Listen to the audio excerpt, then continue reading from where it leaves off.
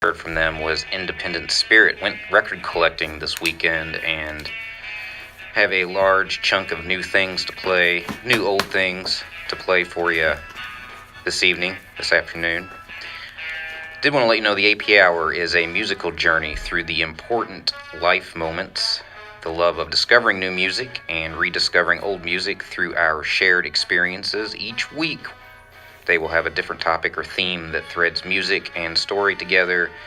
It's the AP Hour with Allie and Priscilla every Thursday from 3 to 4 p.m. And the Filson Historical Society is Kentucky's oldest privately supported historical society. The Filson's mission is to collect, preserve, and tell the significant stories of Kentucky and Ohio Valley history and culture. Visit filsonhistorical.org to find event listings, search our collections, and learn more about our region's long and colorful history. And we do have a special guest down here in the studio on the Driftless Afternoon Turmoil here on WXOX this afternoon. It is someone you just heard from recently, Mr. Cat Casual. How are you doing, sir? I'm all right. I don't know how special I can be if I was just here, but well, we have to make our schedules work out the best we can. So, thanks for coming down. Oh, thanks for having me.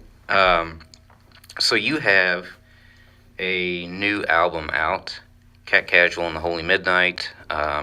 It's called that, right? Yes. And everything there is accurate.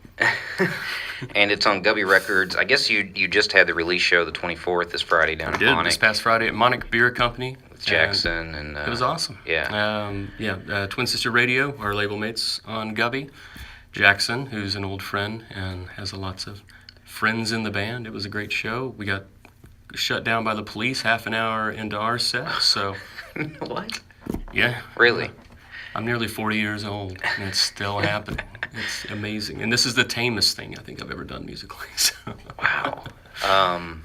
I'm sorry I missed that. Yeah, I'm sorry I missed the show and then also the action. It wasn't much action. A lot of people I talked to afterwards didn't even know what happened. They were very discreet about it, kind of coming in the back, and then we heard over the monitors, you might wrap it up.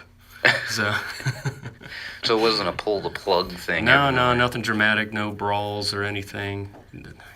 That's good. Yeah, maybe next time. This album I like a lot because it goes kind of all over the place. It's pretty dynamic.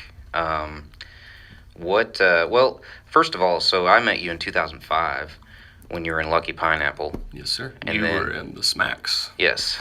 And I can't even remember when we first played together. It's probably at the Rudd. It was at the Rudd. Yeah. I remember it very clearly. And you gave me the CD that I still have.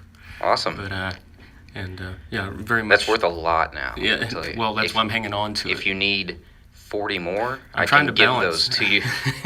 I'm trying to balance it while it maintains this level of worth before a total economic collapse. So it's a hand carefully played.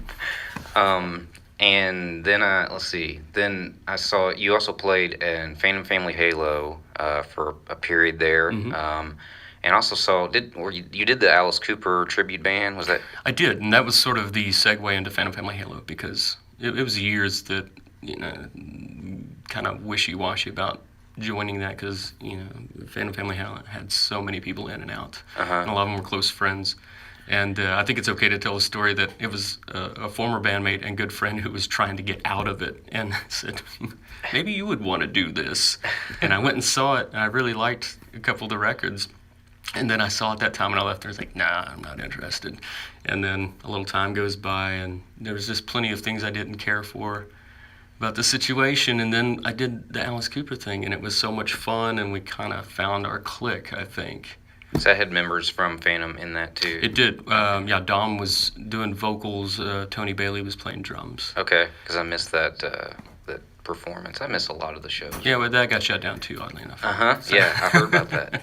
Fire department, though. It was our smoke machines, though, yeah. So, we were maybe asking for it.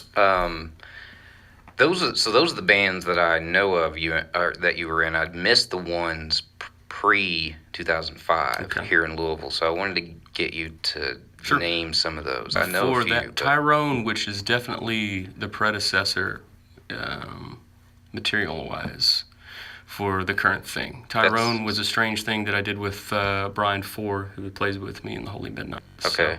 So 2 songs on this record are old Tyrone songs that have been sort of repurposed, and also part of the strange sort of idea I had for the record as far as I want to start this entity. Yeah. And it needs to, its origins are there, and those were songs that I always had an idea how they should sound, and they never did. Yeah. Before that was a band called Body Hammer, which was a very aggressive, noisy, but it's probably the only thing I've ever been a part of that I could sit down and listen to the record. I don't own anything that I've been on. And that popped up on Spotify, and I started listening a lot more than I thought I ever would. To Body Hammer. Yeah. Absolutely, and I don't really listen. And that was very much inspired by the Cows, Jesus Lizard, Carp, bands like that. Yeah. Because I was hearing a lot of I moved here, and everything I was hearing was mostly awful hardcore, and I just couldn't relate to, and it was very sort of antiseptic and bad metal kind of mixed in, and I wanted to do, I think the Cows ruined me in particular. Yeah, I can see. Seeing that live in rural Oklahoma just melted my brain irreparably. So. How rural were you, and where were you living? My senior class was 22 seniors. Wow. And they thought I was Satan incarnate. Where did Cows play? Oh, you would have to drive. Okay. Norman, I saw them, I think, twice there, but the last time I saw them was when Horn came out, and they were opening for the Reverend Horton Heat. And okay, I've seen Horton Heat several times. Massive ballroom of people just there to see Reverend Horton Heat, and then 10 weirdos up front to see the Cows. And Shannon came out and managed to frighten like 1,200 people. And it was incredible. It's still one of the greatest rock and roll shows I've ever seen in my life. So when you talk about Tyrone potentially having the strongest connection to the new material, what were you going for on the new album? The Monkees? Always. The Tyrone connection is simply because Tyrone was a band, despite what I would have said then, and it was led by me. I wrote most of the songs, and it was a super talented band, but I didn't know how to lead a band, I don't think. I wanted to make everyone happy, and all too often the songs could get kind of lost in that. And so, but Brian Four, he's kind of the catalyst, and I really feel in my mind sometimes a lot of songs I write, I'm not totally there yet until I hear his touch on there. So, I was gonna go ahead and play a track from the new album. Sure. And this one it features Bonnie Prince Billy on it. How did this come about? Did you just give him a call, or? Well, we've worked together in various capacities. He did he guested on a Phantom Family Halo EP. We did a tour with him. And on that tour, he would have us he would come out and do a couple of songs with us, and then he would have us join him to close the night on a Jim Pepper song that we turned him on to.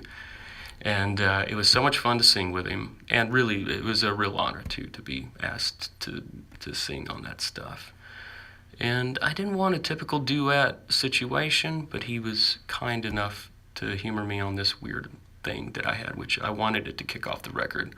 I wanted my vocal to be absurd, maybe even a little bad, to kind of make people wonder what's going on. Yeah. So I made the loop. I played drums and guitar. It's like one take on drums, one take on the guitar solo, one take on the vocal. And so... And this is what you get. And then I asked him to do something that was kind of like Suicide, the band, meets a chain gang.